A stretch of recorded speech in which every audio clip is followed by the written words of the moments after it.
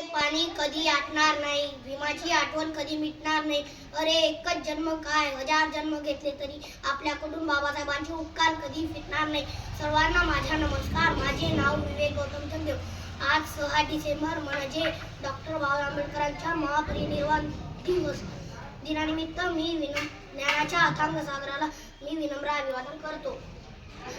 भारतीय राज्यघटनेचे शिल्पकार डॉक्टर बाबासाहेब आंबेडकर यांचा जन्म 14 एप्रिल 1891 मध्ये मध्य प्रदेशातील महू या गावी झाला.